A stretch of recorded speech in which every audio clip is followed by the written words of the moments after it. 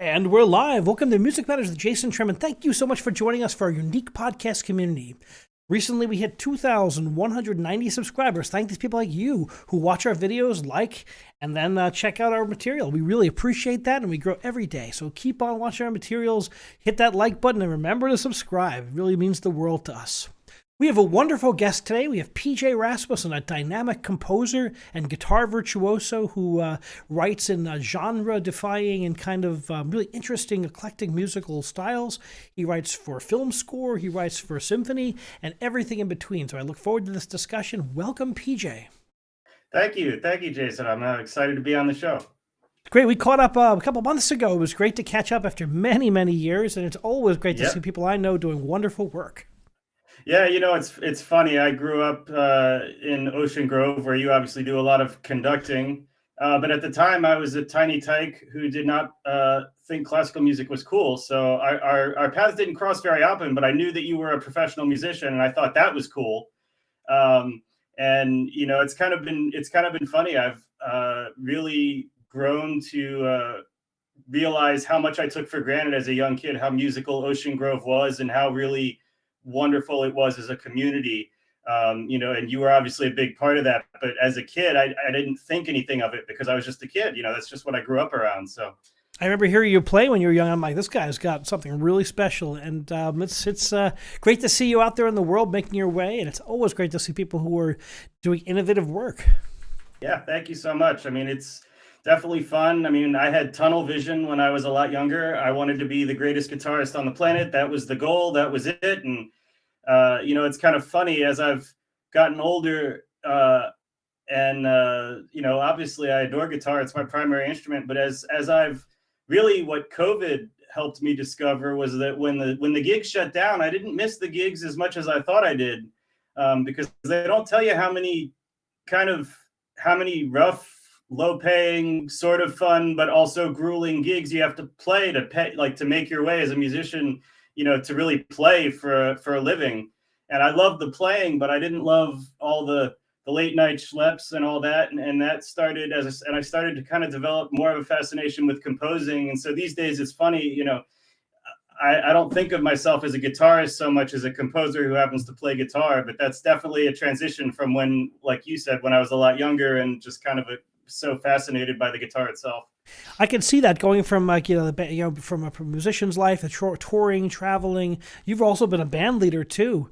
So when did you first start dabbling in the composition field? What was your first steps into that? Oh, I mean, I was always writing like pop songs and singer songwriters. My dad was a big Harry Chapin fan, who was a acoustic guitar and singing kind of guy, and he liked Bob Dylan, and but of course he also loved the Beatles, and so really got into that. And I was writing a lot of that stuff really until college, kind of singer songwriter, but also I loved rock and roll. I got into Hendrix and Zeppelin and all of that. So I was always kind of experimenting with that stuff, but it took until about my sophomore year of college when I really started delving into instrumental composition and thinking that my path might be more towards writing than playing. It was about sophomore year. Wow. Now tell us about your training as a musician. You went on to, I know you went to William Patterson for your first training. Yeah, William Patterson University. Really, it's got an amazing reputation as a jazz school, but folks don't know just how good the teachers are there. Um, and I studied under some of the best, but really even before that in Ocean Grove, I had very good all around training. There was actually an art school just outside of town, and there was a gentleman there who taught me theory, and that started me. When he started explaining that you didn't just have to stay in one key, I was like, what? And that was when you're young, and even my dad telling me things that so many professional musicians take for granted because he never had music lessons. He told me one time, he said, I always thought it was cool when the melody would go up, but the bass line would go down. And nowadays, every musician I know, we say that's contrary motion and we don't even think about it. But when you're a really young child, having that stuff pointed out to you by somebody like your father is a really big deal. And it starts you paying attention to the details. And eventually, there was a gentleman in Ocean Grove named Andrew Light who studied with Frank Sinatra's guitarist, Bucky Pizzarelli. Um, and I studied with Andrew for several years, and he was the first, tried and true professional musician that I'd ever worked closely with. By the time I was a senior in high school, I was taking 4-hour guitar lessons every Thursday. And then he got me ready for William Patterson. And then when I was at William Patterson, I met their faculty, and they have just, like I said, I mean, genius faculty, really underrated guys. There's a gentleman, Paul Myers, who, I mean, tours the world playing and is an excellent accompanist. And because of that, he's a little less flashy than some of the other people, but he's, probably my favorite living jazz guitarist. And, so once I got there, thanks to Andrew and the start I had early on, it was kind of off to the races. Nothing like Yeah. when that the light bulb goes off and you get just absolutely fired up about, I remember for me it was when I first started doing opera and just like getting I made the transition from being a singer to being a conductor. It was the light bulb opened up for me, and it was just, I never looked back. So Yeah. did you feel like that when you started composing? I don't think it was quite like that. I mean, for me, the light bulb moment, there were a few, but I mean, I remember I was into guitar, all the guitar heroes, Stevie Ray Vaughan, Jimi Hendrix, all those guys. And I remember putting on my guitar teacher, Andrew. He had given me a CD of John Coltrane's called Blue Train. And like the name implies, the title track is a 12-bar blues. And it was the most bizarre thing, because I was like, this is a 12-bar blues. I can recognize this. But then when I listened to it, I was like, this is also not a 12-bar blues. I have no idea what's going on. And that was kind of a light bulb moment where I started to see all the possibilities. And Andrew was also a big proponent of chord melody style playing. It's commonness maybe in classical music to hear that, but really what's happening is where you're playing a melody and walking a bass line and playing the harmonies as well, and often a lot of it improvised. And so that was another thing, just as a guitarist, where I was like, I just need to know how to do that. And eventually, I got to study with Bucky, Andrew's teacher, who, like I said, was Sinatra's guitarist. He was on Ray Charles, Georgia on My Mind. Wow. And he invited me over to his house, and we would play music together. And when you're blessed to have good teachers like that, it's kind of hard not to do well if you just pay attention even a little bit. So. And I find that these type of teachers just love to pass on their knowledge. They love to find someone who just like a sponge absorbs it, and then it's Yeah. incredible. He never charged me for a lesson. We would just come over, and we'd hang out and play tunes on his back porch. And then and he would tell stories. He played in Benny Goodman's band, and What? yeah, so all the way back. Like, he was one of the guys that went all the way back, and he would talk about all those jazz stories. And he talked about with he actually went overseas in World War II. He was a veteran, and he talked about he was stationed in Germany, and in Germany he heard Nat King Cole play "It's Only a Paper Moon," which is a very famous recording of his. And he said the first thing he did when he got home was go buy the "It's Only a Paper Moon" record, because of that experience in the club in Germany. And so it was just like, you're sitting here talking to this guy that's literally played with everybody from Benny Goodman to, at the end of his life, Paul McCartney, and he's just sitting here telling you these stories. And like you said, he's just happy to pass the information along. And when I was playing rhythm, and he's like, no, you move the pick over this way, that's the real sound. It's like, okay, I will do that. And I've been very blessed. That was a huge gift for me as a guitarist. And we eventually filmed a TV show with my the 21-piece jazz band, the Boardwalk Jazz Band that I led. And he came up to be a special guest just to help us get some press. Wow. He didn't charge us for the performance or anything. He just came to play a couple of songs with us so that people in the jazz world might think we were cool, because essentially we were young and nobody knew who we were. But yeah, I mean, it's just, whether it started in Ocean Grove or wherever else, I mean, when you get blessed with good teachers like that, good things seem to happen. So So let's talk about your playing days. You've recorded some two very highly acclaimed albums. I'm looking at here, and both made the Yeah, jazz charts. And what was it yeah, it was. like? And you collaborated with some fantastic Grammy winners. I see Lauren Sevian and Scott Yep, Robinson. What was it like yep. putting those projects together? Uh, a little insane. The first one was my senior year of college, and I had just gotten back from a trip to Nashville, and they said, and I talked to somebody who said, instrumental music is cool. If you put out an instrumental record, baby, we can get you some plays.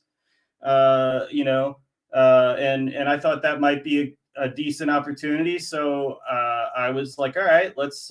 We started this independent release, and I had started writing a lot of music for that, and that record was where I started to come into my own as a composer, or really felt strongly about that I whether or not it was good or bad, it was me. And that was something that I was starting to get excited about. And so I contacted these guys from school, and we put a record together, and we called a radio promoter, and he'd never heard of us, and we'd never heard of him.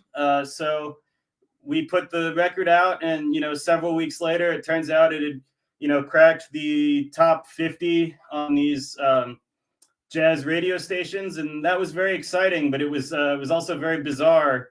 I was still in college. I didn't really know what I was in for, um, and that was a great experience. And then a year later, we started to do, because we had talked to somebody, and they said, you got to stay current, you got to keep recording. And so we started to go in to do a second record, and that was.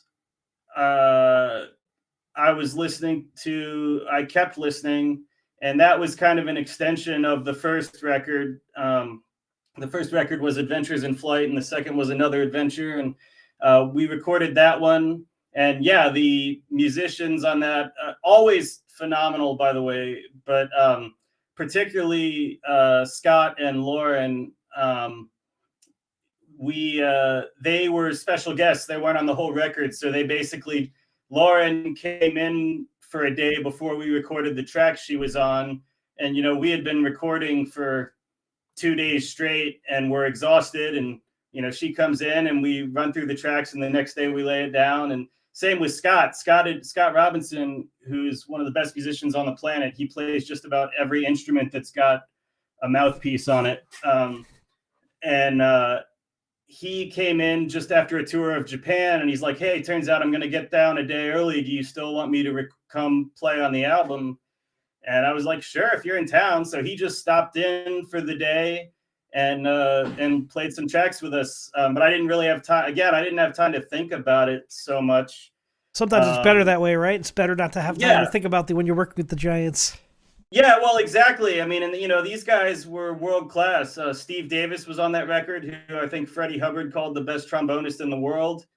And he's now, I believe, won a Grammy. I mean, he's fantastic. And it was very humbling. You have a project, and I always believed my material was good. So if I could get these guys to listen to the music, when I reached out to them, I had some credibility because of Bucky and other stuff, but I basically was reaching out to people I didn't know, on the second record in particular. But they listened to music, and they said they'd like to be part of it. And it was like, great. All right, let's do it. So that was certainly fun. But like I said, I was young, and I hopefully still am young, but I was very young then. I was 22 by the time we recorded the second record. And what I didn't know, and still don't know, is how to answer the question, who cares? After you release a record and you get great reviews. We got reviews from different countries, and they were all, there was a Russian one that called me Captain Rasmussen, which I thought was hilariously Russian, and all kinds. I mean, you get reviews from all over the world.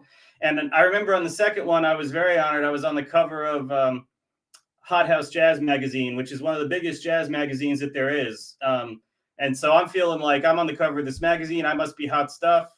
And this is great. And played the CD release show. Everybody said the music was great. And the next day I'm, back working a day job, because that's just, one day you're on top of the world, and the next day, how do you translate it into money? I have no idea, especially as a 22-year-old kid. I believe the music was good. People said the music was good, but like I said, it takes a lot of gigs to pay your rent, let alone try and make a good living, I tell my undergraduates that music's a marathon, not a sprint. Yeah, well, exactly. And as a young kid, I really didn't know that. I was stupid enough to think that if I had really good music and had some, I was very blessed in who I worked with, and the reviews and the exposure that I got, but I had no idea what to do with it. I was like, like I said, 22 when the second one came out, and I didn't have a manager. I did all this flying by the seat of my pants and made it up, and yeah, that doesn't translate into a career of steady gigs, and so after that, it became a little bit, and I was still developing as a composer, because I started to want to. So my first record was, I believe, was a quintet, and then the second record was a septet with a couple tracks as an octet. And then I kept wanting to expand a bigger sound, so I got into the big band, the jazz big band. And what I always believed, was that you should be writing new music, even if it's in the old style, just as part of trying to attract a new audience.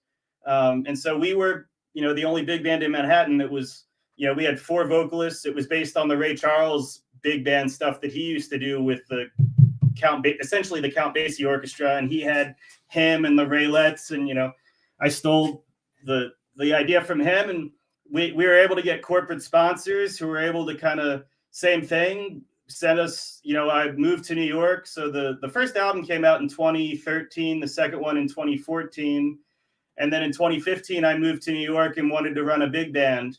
Now, what led you to being your own band leader, and for a young person coming to the city? What was the impetus behind that?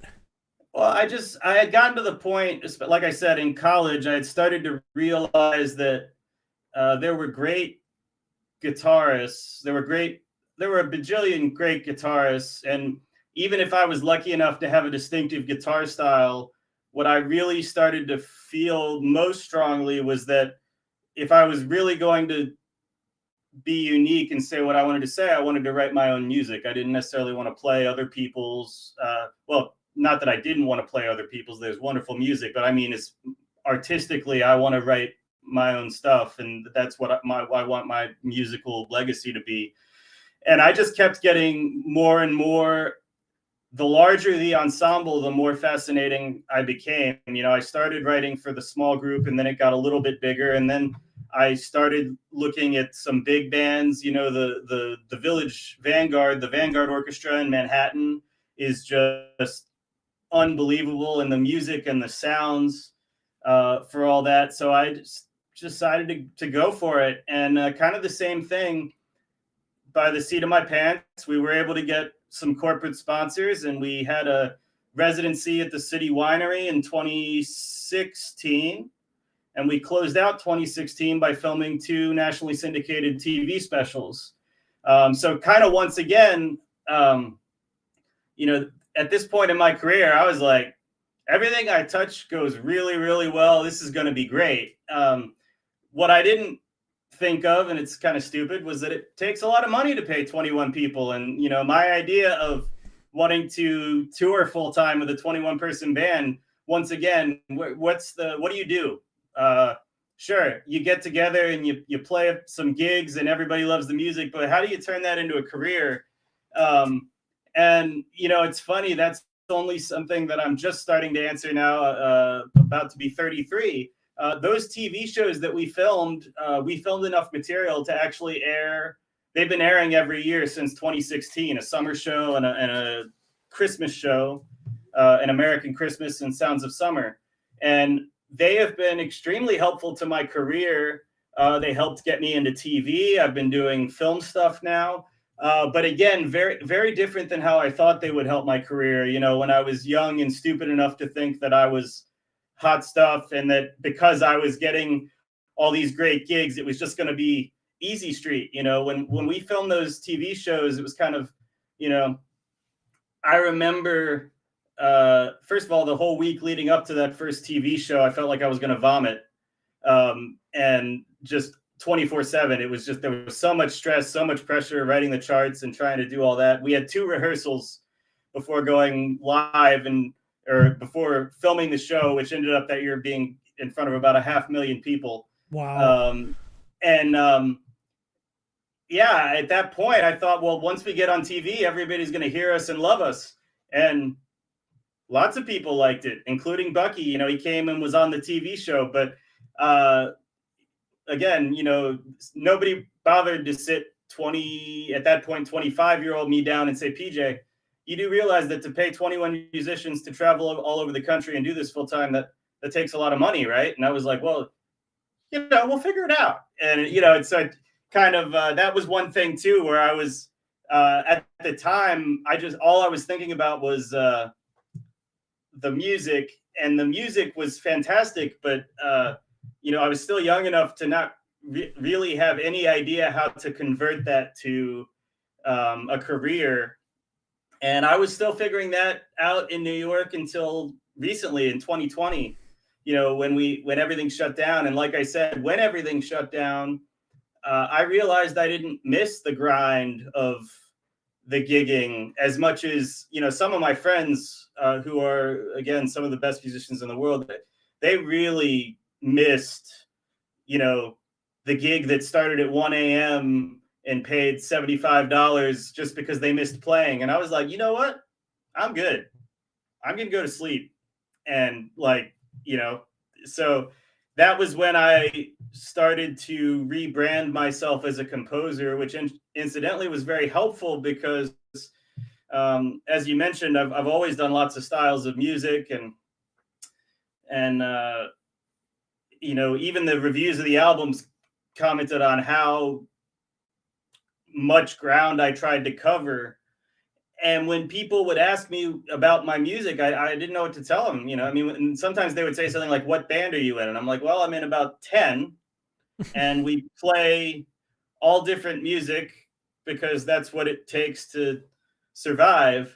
But the only way when I did finally realize that if I branded myself as a composer, people understood that I did not just play one style of music. It wasn't just jazz. It wasn't just whatever.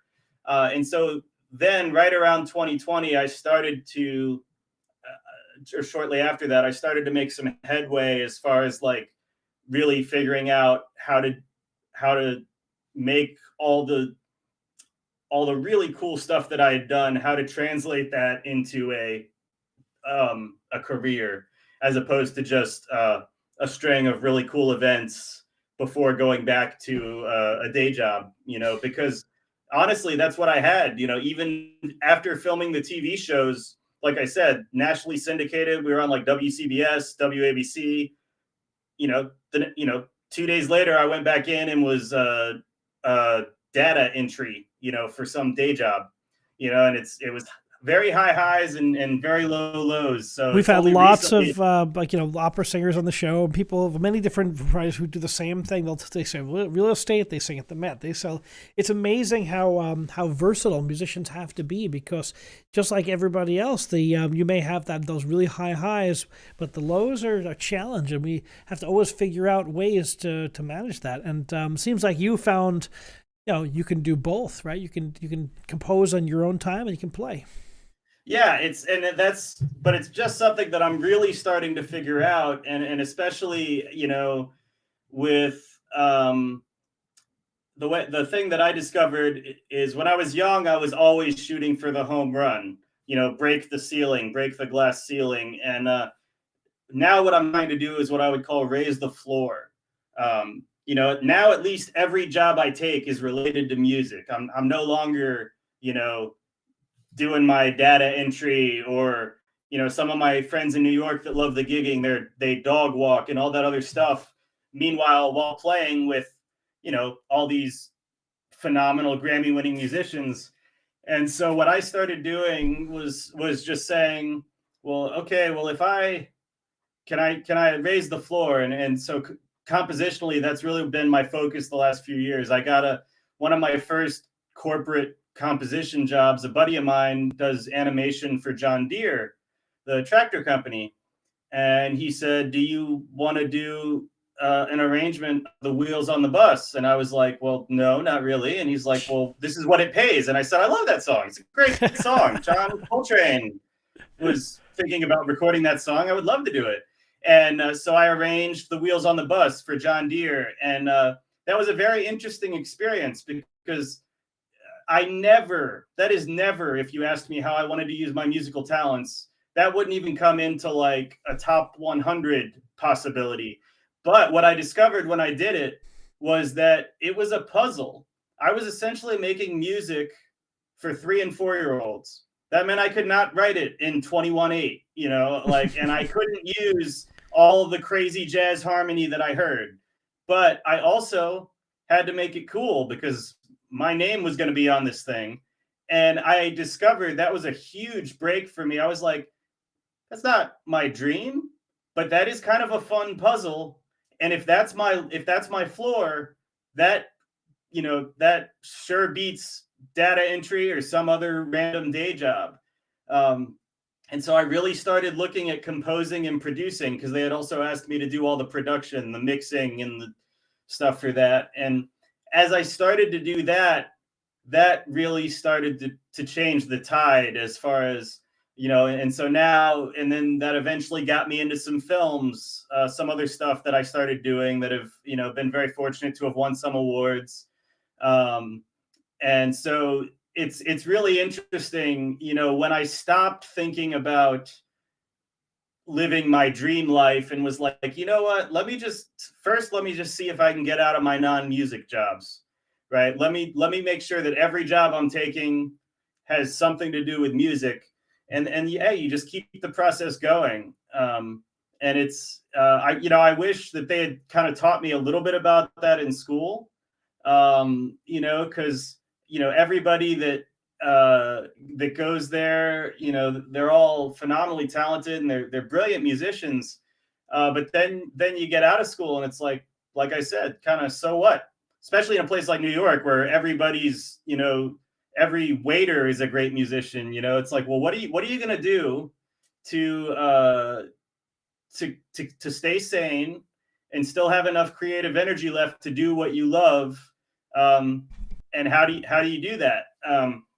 And that's really been a puzzle that I've been trying to solve over the past couple of years, and really finally started to make some headway. So your diligence and your innovation at the same time is really pretty amazing. And thanks for sharing that story. I really appreciate that.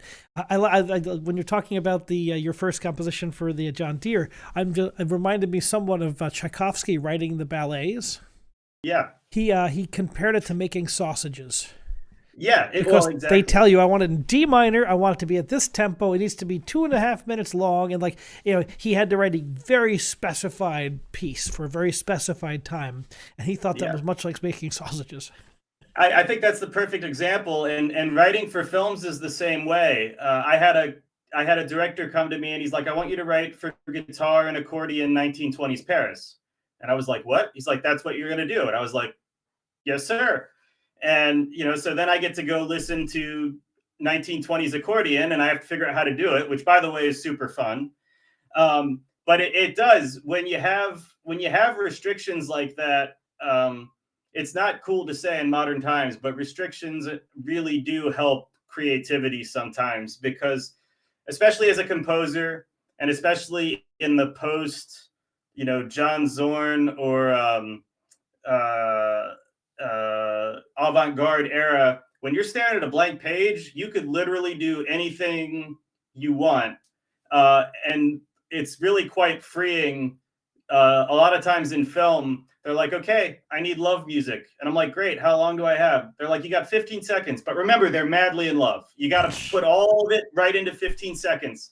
And it's kind of like, it's a little absurd. It forces you to get your stereotypes down, because if you only have 15 seconds to try and convey deep, true love of, a lifetime, you really have to nail the soaring strings and the big, and that's, like I said, it's a little bit restrictive, and it's not necessarily always what I would choose, but it forces me to learn my craft better. And it gets you past the blank page, which is always a big step as a composer. So in today's a unique and diverse musical world, who are some of your biggest influences?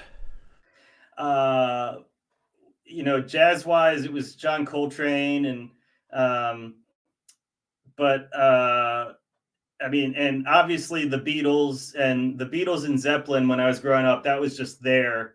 I mean, that stuff's, just central to me. And as a guitarist, that was always there. Jazz, Coltrane was always there. And I really only started to discover the classical side when I got to New York. Um, and I fell in love with the Russian composers. So Rimsky-Korsakov, Tchaikovsky, like you mentioned. And so they're probably that. I mean, Rimsky-Korsakov is probably my favorite. He literally wrote the book on orchestration. I love his book on orchestration. Yes, it's excellent. It's back there on the shelf, it's one of the greats. With a couple of others. It's fantastic, and yeah, his orchestration is phenomenal. But then my actual all-time favorite is Vaughan Williams, Rafe Vaughan Williams. And I was not familiar with his work, but absolutely stunning. He studied with not Debussy. It was the other Ravel. Yes, Ravel. Thank you. Yeah, and who is also fantastic. And incidentally, I forget it. I don't know if you're aware of this, but in the opening of Daphnis and Chloe is the exact what jazz musicians call the so what voicing. It's a voicing of 3/4 and then a major third, and it's planed in whole steps. And if you listen to the song "So What" by Miles Davis, Bill Evans, who admits to listening to Ravel, is taking that exact voicing and playing it in whole steps, and that's the basis of the entire song. Wow. So that was a very quick lesson that classical musicians were cooler than sometimes I certainly learned to give them credit for when I was younger. But yeah, he studied with Ravel, and so he really had that lush, amazing sense of orchestration. But then he also loved English folk songs and the simplest melodies, and that really appealed to my almost folk guitarist, Harry Chapin, Bob Dylan thing, because he would just take these simple folk songs sung by, farmers or somebody, but then orchestrate them like Ravel, and it's just like that. That's what I want to do. That's pretty much it. Nothing like you said, Rafe Vaughan Williams, who also wrote film scores as well. He was someone who wrote symphonies, film scores, operas. He did it all, and I think that it's really interesting. Today's musicians, I think it's. I'm always fascinated by film and television composers because they have to really quickly get in that moment. They have to encapsulate that melody, encapsulate that the feeling of the scene. I'm just fascinated by how they can do that so quickly. It is, and it's interesting that how it's changed over the years, because somebody like John Williams was very much influenced by the opera and the leitmotif and character themes. And somebody like Hans Zimmer, who is also amazing, does not particularly use that model. He's more, it's more sound. He creates sort of soundscapes, and there's not always a particular melody that you take away after the film. And it's interesting, a lot of modern film scores have gone in that direction. It's a little lower risk because obviously if you write a great soaring melody, that can take away from dialogue, even if it is memorable.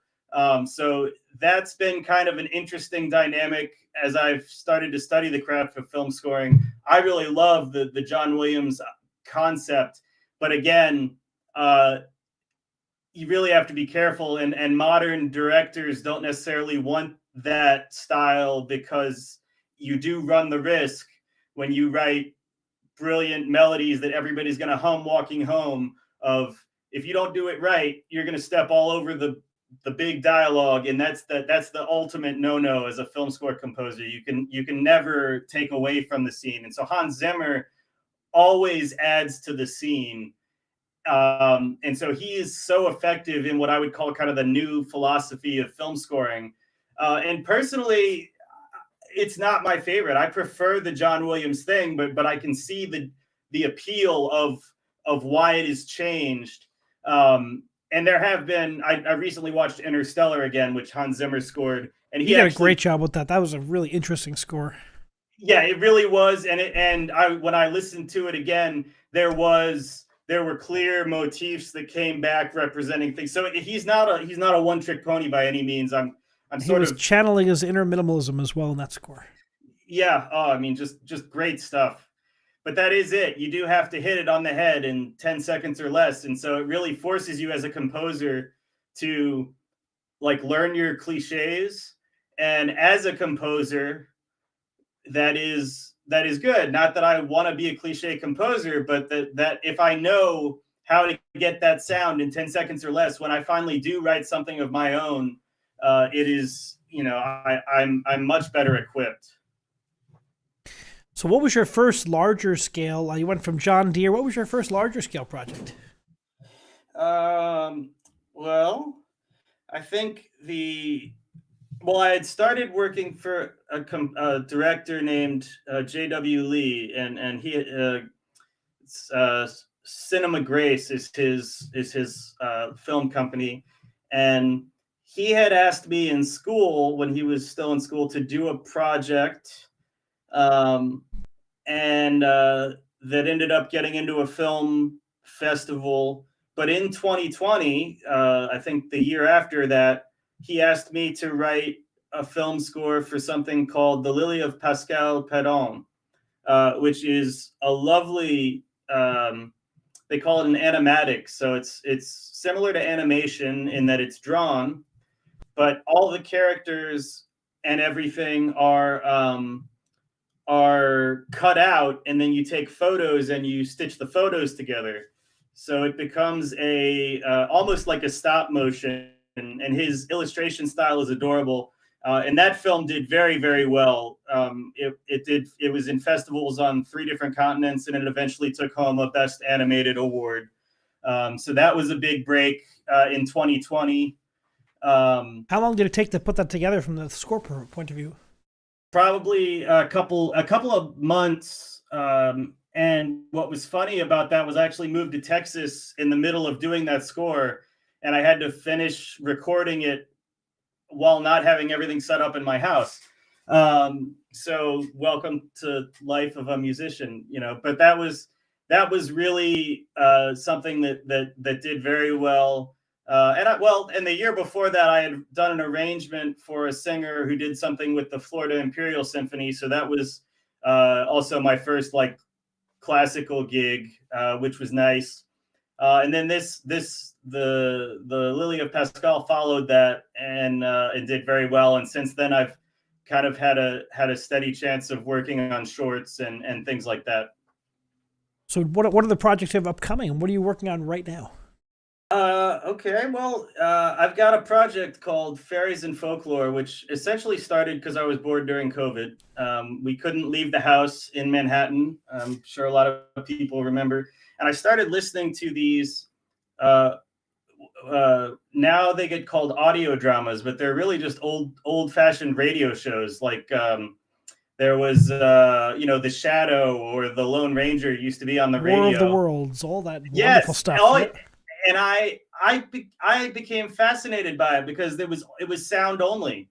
There was no visuals. And as a musician, I was like, it's so much more captivating. And if they scream, I have no idea what's going on. I mean, if somebody screams in a movie, my eyes tell me something's happening before I process. But even that, when I don't have that at all, the sound was a fascinating medium.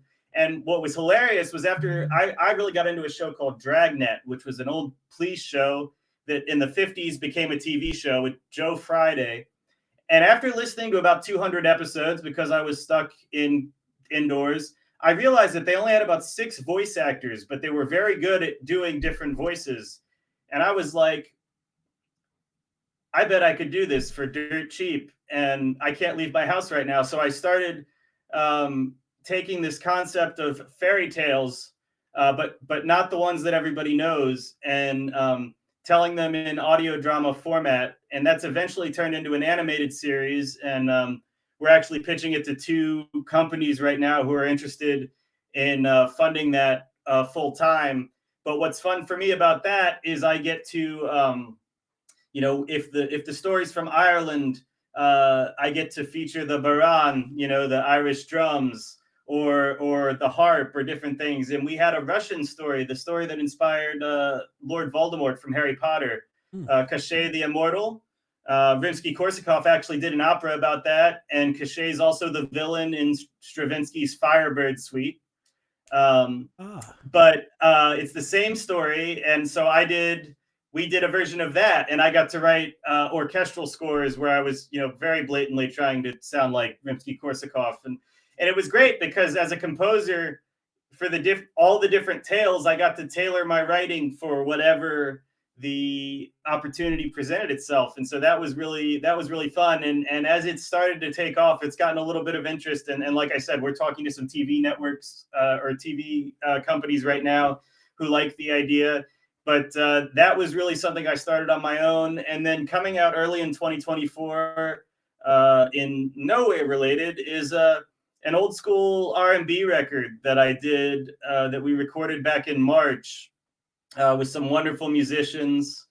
And that's going to be called Doing All Right. And that was really just a series of stuff that I wanted to write as a tribute to Ray Charles, and also the Ella and Louis recordings, Ella Fitzgerald and Louis Armstrong. And so it's going to be the first recording that I've really sung on, along with another wonderful vocalist, obviously. And so really couldn't be two more different projects, but that's going to be coming out in 2024. And Fairies and Folklore is an ongoing thing. We try to release an episode every month. You can find us on YouTube and all that stuff. And that's something that I'm continuing to do, and it's a lot of fun to have an outlet like that. I've set up a nice routine, and like I said, it gives me a lot of musical freedom. How exciting you get to do so many different types of video. That's one thing I really love about my career is I get to do tons of different types of music. I'm working on an opera that hasn't been done since 1954 that premieres this month. I'm working on another opera next month, and I'm working a couple symphonies. And you never get kind of bored. I go back and forth between choral and opera and symphonic, and it makes life really interesting. It does. I mean, that's the most fun. And I will say, though, the hardest part, if you're writing, I don't know if you experience this when conducting, but we actually were originally supposed to record the record in, I think, December or something, and it got pushed back by 3 months. And I had been so excited about that project leading up to December that I'd written most of the material. And then when it got pushed back, I moved on to other projects, and then found out we're recording in March, and then I had to go back to all that stuff that felt like an eternity ago. It's really hard to, and I've heard a lot of composers and music directors talk about this. You always have to be preparing for the next thing, but then you're doing something that to you feels like it was a long time ago because you spent all the time getting it ready, and that's a bit of a brain freeze right there. I spend a lot of my time doing budgets and setting up my schedule, and then things get delayed. The funding comes in late. I'm doing a recording of a composer in the spring, but we put it in last year. So yeah, it's constantly balancing your projects and then splitting your time and then figuring out how to chop up your time to make it the best it can be. And it's bizarre because creativity can sometimes keep very strange hours. And I remember being super excited about writing the stuff for the Ray Charles sort of tribute, and but I was getting paid to do some other project that I can't even remember at this point, and it was like, well, I've got all these great ideas for this thing that's eventually going to happen that doesn't have funding, but this other one that I'm getting paid to do right now, I feel like I'm hitting my head against the wall. And then it kind of flips. The one gets delayed, and I'm like, great, I can finally finish this thing. And then all of a sudden the funding comes through, and I'm like, great, I don't remember what I was doing for the other project. So. Well, musicians have to pivot quickly, don't we? Yeah, we should you could probably do a podcast about, how we survive in therapy with all the different things that we have to do. So One thing I love about the podcast is how many different ways musicians can find innovation and channel their creativity, and it often takes us in ways we never imagined it would. yeah, oh, absolutely. And you either roll with it or crack. And I mean, that's part of the lifestyle. So Well, I know my great mentor was Alfredo Silipini. He was a famous Verismo conductor, and he said, if you could see yourself doing anything else, you should probably do that. And it wasn't yep. until I got older, I'm like, boy, was he right? Because it's not a journey for the faint of heart. Yeah, and again, I think that if I ever am lucky enough to have kids, and if they're delusional enough to want to go into music, the thing that I would say is, obvious, you got to dream big, but the other thing you got to do is figure out how, like I said, how to keep the inspiration flowing while doing the unfortunate mundane thing called making a living, and even um, Philip Glass was driving a taxi till he was 40, and we don't think about that.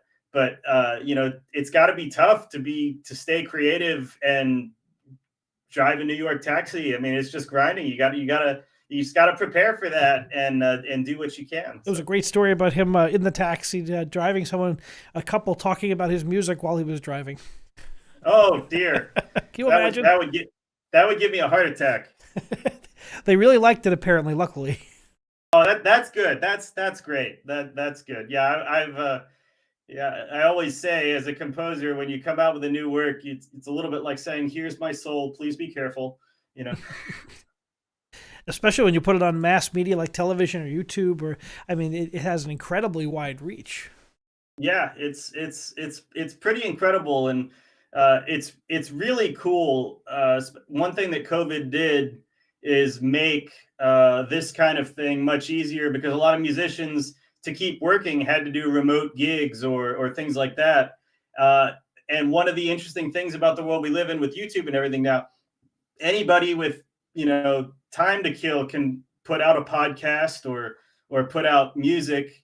And that's really great because it gives you an outlet, but it also means it's that much harder to stand out and figure that out. So what you're doing here with over 2,000 followers, is quite impressive. And that's the name of the game now. It used to be you could only get your music out there if you had a label contract. I've never had a label contract. We call this the era of the indie artist, right? Like, everyone's an indie artist, but how do you break through the white noise? Because there's so many people whose voices just like there's all this noise at once, and you have to find your people, right?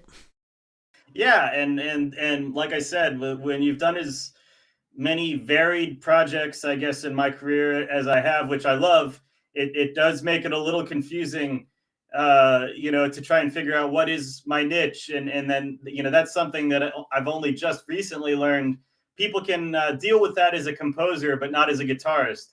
As a guitarist, they expect me to say I sound like Eric Clapton or something. As a composer, they're like, you write a bunch of weird stuff. I'm like, yeah, any genre you want, anything that pays, and a lot of things that don't. So Well, I think it's all going to pay off for you in the next chapter. You've done all the groundwork. You've put in your dedication, your time. You've refined your craft. Are you still finding time to play?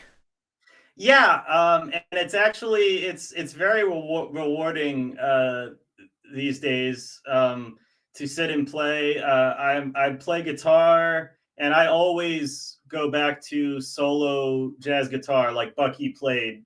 He was a master of that style of guitar, and it's very rewarding. I love just being able to play that, and I love the timbre of the guitar. And you're always figuring out how to get new sounds out of the instrument.